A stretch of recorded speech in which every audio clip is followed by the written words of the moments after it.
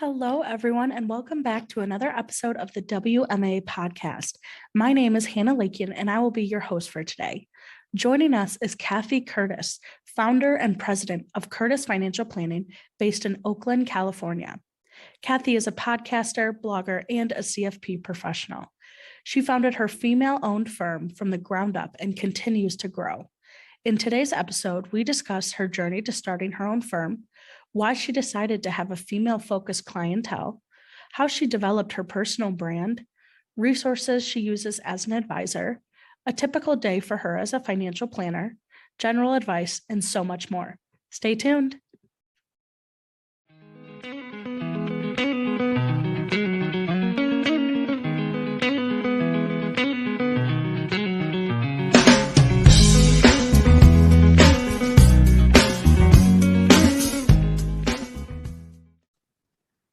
Hello, everyone, and welcome back to another episode of the WMA podcast. Joining us today is Cathy Curtis, president and founder of Curtis Financial Planning based out of Oakland, California. Welcome, Cathy, and thank you so much for being on. Hi, Hannah. Thank you for inviting me. I'm thrilled to be here. Yes, awesome. All right, Cathy, can you tell us a little bit about yourself and your journey to get to where you are today in your career? Yeah, sure. Well, my journey to my career all started with my dad when I was a young girl. He was a businessman and used to pay his bills at the dining table every Saturday morning. I adored my dad. So in my mind, I think I thought, oh, I want to be like my dad. I want to be a business person. And even as a kid, I made up a game called Important Papers. So instead of playing with dolls, I'd play Office. I mean, that's how. And also during summers as I was growing up, instead of going to work as a counselor in a summer camp like my siblings, I worked in offices downtown getting business experience. It was just something that I really liked. And then the other influence on me was probably the fact that I grew up in a middle-class family, but I lived in a community and neighborhood that was much better off, just the way the neighborhoods were and where I went to school. And I think I had this idea that I wanted more for myself. And I started getting really interested in the stock market, following stocks, even as like a 20-year-old, and learning about personal finance. So it was a very personal thing for me. I wanted to do better for myself. And so I learned all I could. And so that's kind of where the emotional, psychological background comes in on me becoming a financial advisor in the end. Love that. I love you kind of had this business mindset through it all. Yeah. It's awesome. Yeah. So kind of now in your career as, a financial advisor and with Curtis Financial Planning, can you tell us more about kind of your journey to, starting your own firm, being a founder and president of your own firm? Tell me more about that. Yeah, definitely. So I was in a career for many, many years that was unrelated to financial planning. But I was in sales and marketing in the food industry and packaged good industry. I worked for firms like Borden, General Mills. Those are the more common names. And then I worked for some smaller companies.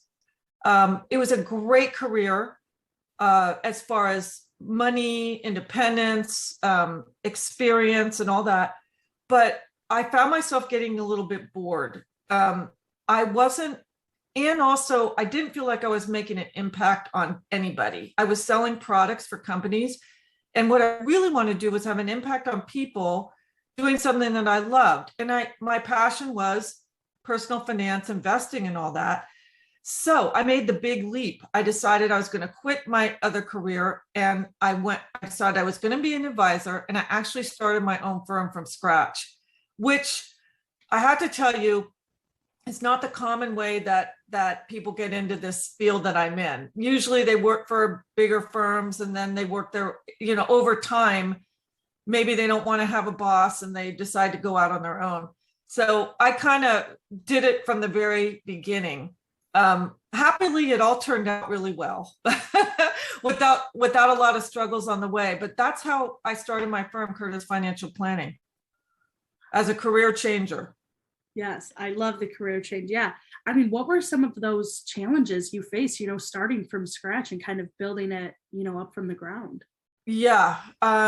First off, it was a psychological thing of the imposter syndrome. Like, who am I to do this? Who's going to trust me to counsel them on their money matters, all that. Then I soon came to find out that that was all in my head. I had the credentials. I had experience, because you have to have experience before you get your CFP.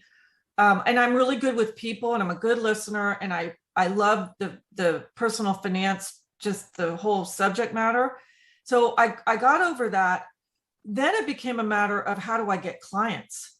That's always an issue with anybody that has their own business. And so I had to learn how to market and sell myself to build my business. Fortunately, I figured that out. It was a real turning point for me. I took a branding and marketing course, and realized through that I wanted to work with women clients. And then I started focusing on working with women. And then the marketing was much easier, what messaging to use, how I reached that client, things like that. So then my business took off. So I knew that there was no turning back after that.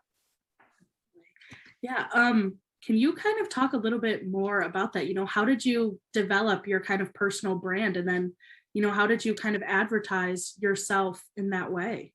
Yeah. So it was like the perfect timing. It was about 2008 when I took the branding class and just made the decision, I'm going to revamp my website and everything I do, and target women as my perfect clientele. And that's pretty broad, right? It's since narrowed down. I work with a lot of single women, women head of the household, or women breadwinners. So it's more like a single woman focus now, and there's a lot of them out there. You'd be surprised. There is no problem getting clients. But so when I took this branding course and did this, I hired someone to revamp my website. I found someone that was perfect. We collaborated on building this website that would hopefully appeal to women. It was really different from the traditional financial advisor website. That was the first step. Then at the time, social media started to become really popular. Twitter, pretty much Twitter, Facebook, LinkedIn, not so much Instagram yet. And I started taking these classes about how to use social media to market myself, well before a lot of other financial advisors even thought about it. So I was an early adopter of social media, and that just helped my growth so much. I can't tell you. It's incredible to me when I look back what a difference that made. Now it's a very saturated area for marketing, but back then it wasn't. And I think because I had a unique approach and was picking a niche and all that, that helped jumpstart my marketing and getting the clients I want. It's kind of magical. I still look back and I can't believe it. No, it's fascinating. I love it. I mean, the whole now that social media has, it's crazy. So I have to say, though, I did do a lot of in the beginning, a lot of face-to-face too. I decided to join every women's group I could find. There was a group called Women in Consulting, Ladies Who Launch, the Hatch Network. I joined all of them and got involved so that I could meet more of the kind of women I wanted to work with. So it wasn't all online social media. It was also some old traditional meet the client type of sales marketing, but combined, they were very powerful. Awesome. Yeah, I love that. The growth that comes from it, it's probably exponential. So, yeah, but so, having this, female focused clientele, women, I feel like there's this stigma that, women have, how do you, build confidence in, in your clients to make those, that they can achieve those financial goals? Yeah. Starts from the very first phone call. So I just had a prospect call this morning, for example, a prospective client. And this is a pretty typical type of client. She went through a divorce, unfortunately, about 4 years ago. She's a single mom of 2 kids. She makes good money. She has some good savings, but she is really unclear about how her money is invested and what her future looks like. That is pretty typical. And so for whatever reason, she got empowered to contact a financial advisor, and she is looking for someone that will understand her and work with her on a personal basis. She had used a financial advisor in the past that she didn't feel connected to. She thought it was too corporate. And I'm an independent advisor. You could tell I've got a, warm and fuzzy personality. We connected. So I think it gives her hope that I know she hung up thinking, great, this is my opportunity to finally feel comfortable around my finances. Now, that's a woman that's motivated to contact a financial advisor. The women that maybe don't know that they can get help from a financial advisor, that's why this community of CFPs and independent advisors, why we keep trying to put the word out that we're there to help people. And it doesn't have to be a big corporate firm that you go to. Mm-hmm. Definitely. Yeah. I think you kind of mentioned this briefly, but, kind of the personality of a financial advisor and how it can, attract or defer certain clients. What do you feel are some of those, successful characteristics of a financial, or what are those, some of those characteristics of an advisor that can help, build trust or establish the relationship with the client? Absolutely. The first thing is being a good listener. So letting the person talk and not interrupt them, not give them the feeling that they have not done so bad, that they're on a journey, a financial journey, like all other kind of journeys in life, and they haven't made dumb decisions and mistakes. Help them to start feeling empowered from the very early conversation. Because I find a lot of women do feel like, I haven't done enough in this area. I've been ignoring it. I don't know enough. And it's like turning around the negative mindset to a more positive mindset, for one. And then really listening, like, what is it that they want to do with their money? What kind of life do they want to build? And then helping them find that. And then, of course, so those are the personal skills. You also have to have the skills that how to build a financial plan and analyze things and all that. But I'd say the skill set you need to be a good financial advisor is 50-50, your personal skills and then the rest of the skills. Definitely. I think amazing skills to hear. I'm sure our listeners will love to hear that.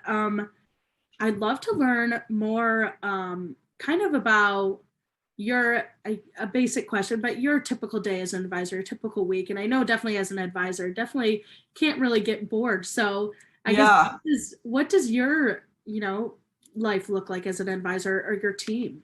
Okay, so I'm going to use today as a perfect typical day. They'll give you the real reality. So, okay, so I had a 8 a.m. prospective client call. Then I'm talking to you for the podcast, which is, a way to market myself too. It's a way to give back to a community and to let young people know how great this career is. And it's also a way to market myself. So it fits into a lot of different things. After this call, I have, did I have one other? I have a client call to do a tax planning meeting. I do tax planning meetings with all my clients this time of year to make sure they're taking advantage of any ways they can save on tax or improve their financial situation before year end, because there's a lot of things you can't do after year end for the next, for this tax year. And then I have a call with a client who just made an offer on a house, who wants some guidance on where to pull the down payment money from. That's at 10:45. And then at noon, I have the hour call with AGC and MSU to recap the One Step Forward program, trying to bring more young people into the industry. And then after that call, I have blocked out the rest of my afternoon to do administration. A couple of things. I have to create investment policy statements for some new clients. So I propose and recommend a portfolio for them. They agree to it. I put a document together outlining the parameters of the investments policy, and then they sign it and I sign it, and I use that to guide me. I've got a couple of those I need to do.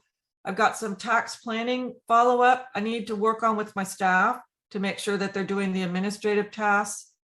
I just got notified by the state that I'm going to be audited, which is something that happens to advisors like every 10 years or so. And so I've got to start doing some prep work to get the files to the auditor that they need. That's a typical thing. It's not anything. It's the way that they monitor what we do as advisors and make sure we're doing a good job for our clients. So there's a lot, and you can see the variety. That's pretty typical, that kind of a day. A few client meetings, some admin that is related to clients, and then some admin that's not related to clients. That's related to the business. Definitely. Awesome. Thank you for walking through that. Yeah. It's interesting seeing, real world, like, what it is. So I love that. Thank you for sharing. Sure. Yeah.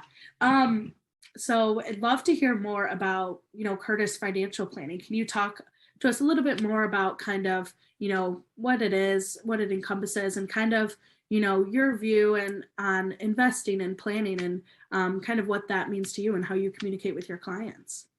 Sure. So I'm what's considered a fee-only independent advisory firm.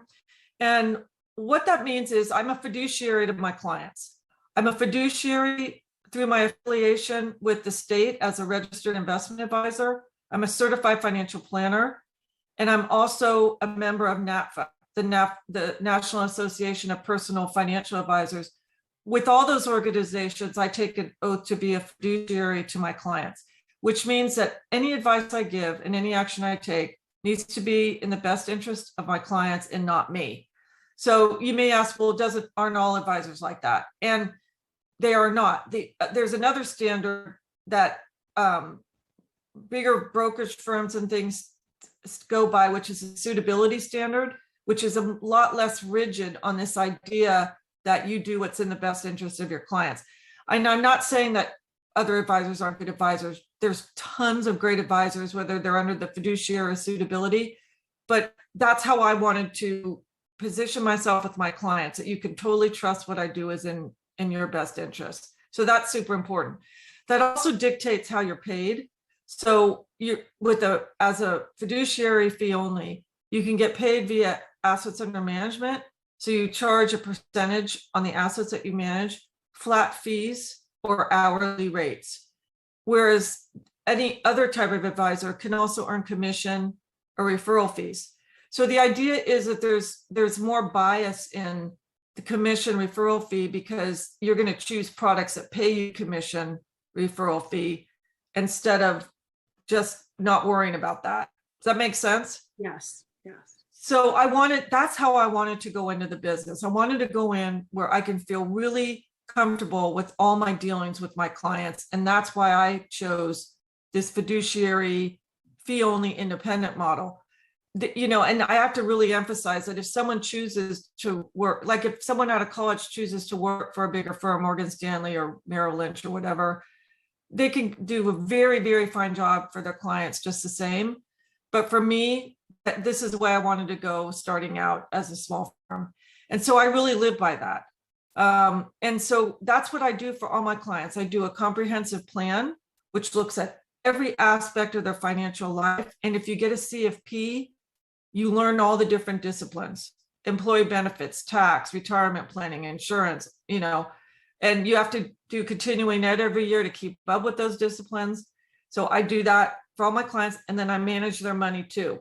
So I have it's kind of the term in the industry is wealth management. You're doing the financial planning and the investment management. And I work with all my clients on an ongoing year-over-year basis.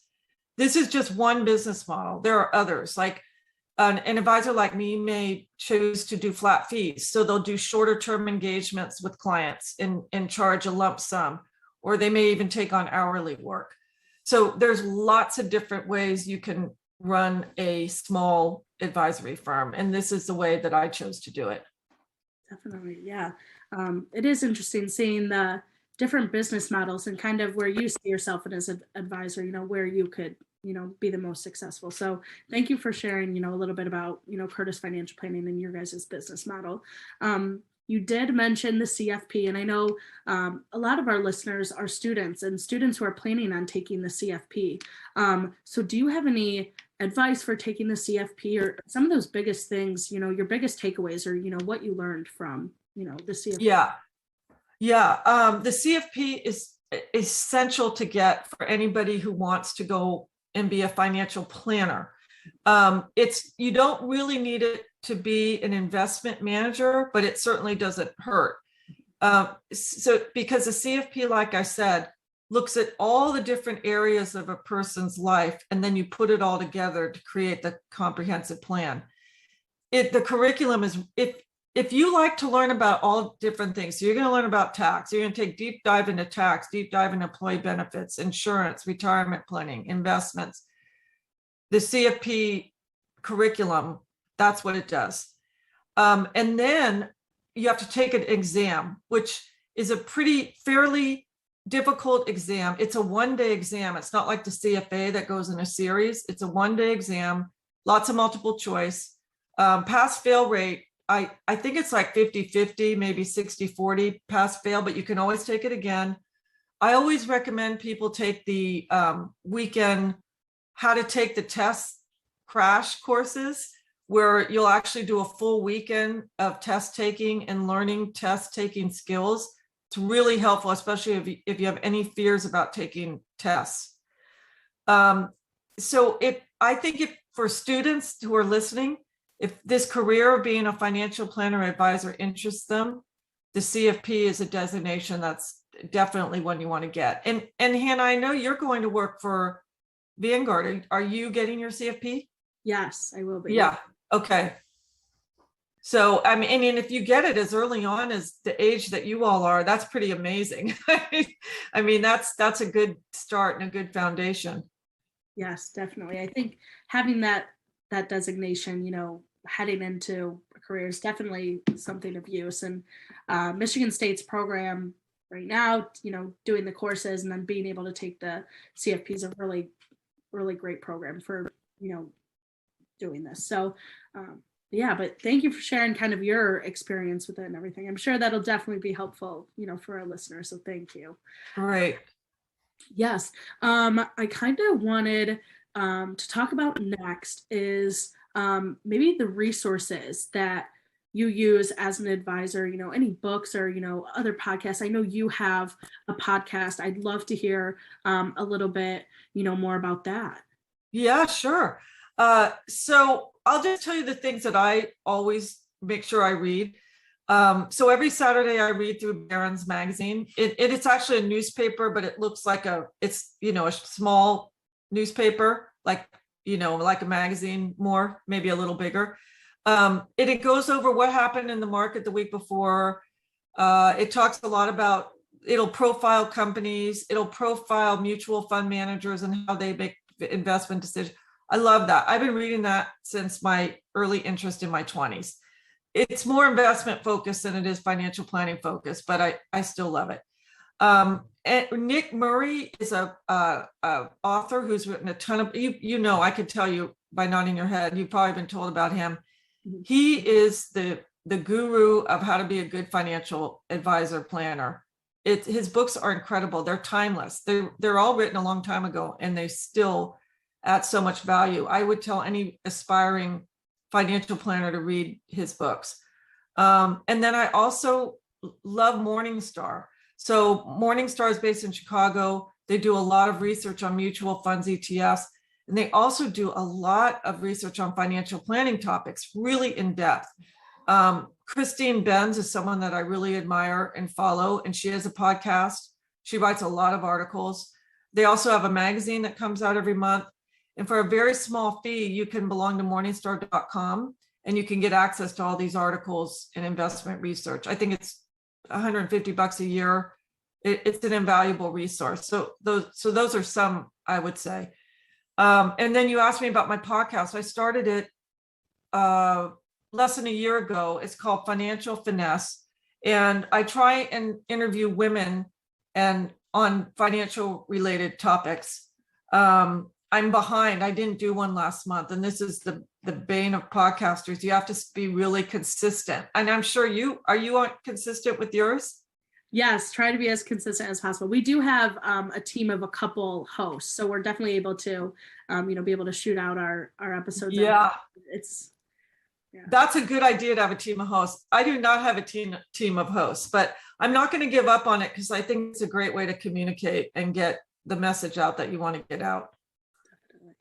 I also have a blog. I write for a blog. So my blog is full of articles about personal finance. Yeah, awesome. I think it's great. A great way to, kind of share yourself with, through the podcast or through blogs. So it's so awesome. And I thank you for sharing that with our listeners as well. I kind of want to head into kind of, what the future is going to look like for you guys. I know this is kind of a tough question, but where do you see yourself or, your firm in the next 5 years, 10 years, and so on? What does that future kind of, look like for you? Yeah, that's a good point. So I'm still in growth mode. I'm still taking on new clients. Eventually what will happen is I will decide I don't want to grow anymore. Because just for me, I like having me as boss and my virtual team. I have not built my business to be a huge business with lots of employees. That's not true of all advisors. Some decide I'm growing, I'm going to hire staff, I'm going to get to a medium-sized firm, et cetera. But for me, I decided at some point I'm going to stop taking on new clients and really service my current clients really, really well. And then clients, of course, things change, and maybe you do at some point open the doors up again and take on new clients. And then I'm also in the process of working on a succession plan where what I would like to see is another woman advisor like me take over my firm, have it be a more personal exchange rather than some other firm buying me out that I don't know anything about. So I meet a lot of other advisors because I'm in a lot of advisor communities, and I've already identified a few. And that's what I see happening, turning over my clients to another good fiduciary fee-only advisor that they will like. Definitely. I feel you've mentioned it kind of throughout, but, kind of being involved and, building, your network. Can you talk about ways you've kind of, developed your network and, been able to, integrate yourself and involve yourself with other communities to help you? Oh, yeah. So important for me because of my business model that I've chosen to not stay too isolated. So NAPA, there's financial advisor organizations. NAPA is one, I've mentioned that, but there's also the Financial Planning Association. There's also XYPN, which is an organization that started pretty much to give new advisors a platform to make it easy to start their businesses. They're all fee only.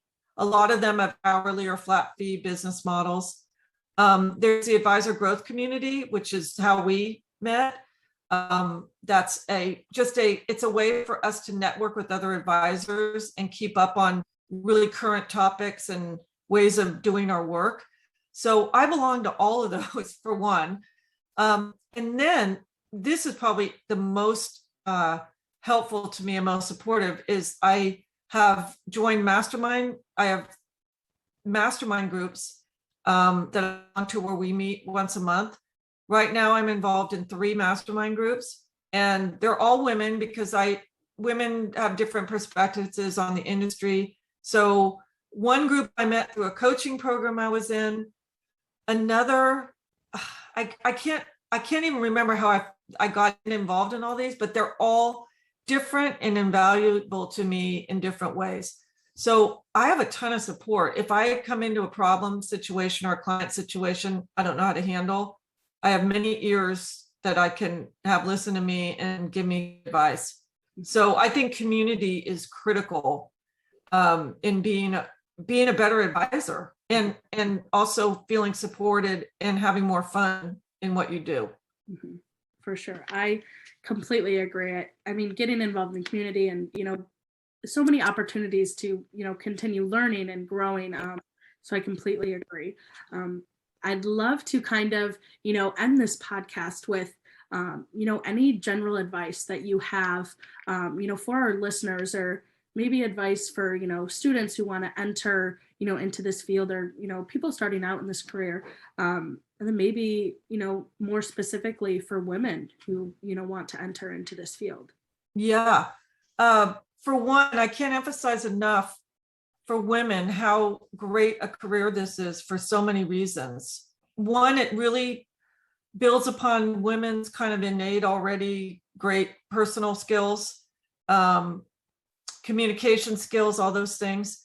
It can be very, very flexible. So especially later in life when family situations change and things like that, you could still do this career. There's many women in this field like me who have children who are full-time financial advisors, because the work can be very flexible, especially if you own your own firm.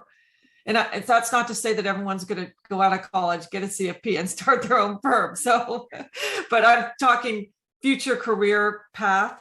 So, but talking about getting out of college and trying to find a path into this career, and maybe one day owning your own firm, I would say, like you're doing, you get the experience with bigger firms, and keeping a focus on that you want to be a personal financial advisor to individuals, because then it's pretty clear you need to get your CFP. You want to get with an organization that does do financial planning with individuals as well, or maybe not as well as investment management. So it's kind of a different track. The CFP financial planner track is a different track than going to work for a big company and analyzing investments for them. That would be more the CFA track. Or you love accounting and you want to do the CPA track. I know there's people in your program are doing all different things. So I think the CFP track is the one that you would want to go on if you want to do what I do, for example, and get in experience with firms that do that kind of work. Would be super important in your early years. Just know that there's more than just the big firms. There's a ton of smaller advisory firms that are looking for help, or they have internships. Those organizations I mentioned, the NAFA, FPA, XY, they all have find an advisor links. You can go look for advisors in where you live and see if there's any firms that are looking for people. There's ways to work for firms that do this kind of financial planning that may not be obvious. Well, thank you, Cathy, for sharing your journey and, advice. I know it's inspired me, and I'm sure it's provided a ton of inspiration to our listeners. So thank you so much, for being here and being on Michigan State's Wealth Management Podcast. We really appreciate you, and thank you so much. Thank you, Hannah. It's really been a pleasure talking to you, and good luck with your future. Yes. Thank you so much, Cathy. Okay. If you like what you just heard, please like, comment, and share. This is Lance Mullen, producer of the MSU-WMA podcast. MSU-WMA, or Michigan State University Wealth Management Association, is a student organization part of the Eli Broad College of Business, located in East Lansing, Michigan. Our mission is to inspire and educate the next generation of financial planners. Thank you for listening to today's episode. If you enjoyed, please check out our channel on all platforms such as Spotify and Apple Podcasts, and check out our social media at MSUWMA and MSUWMA.com.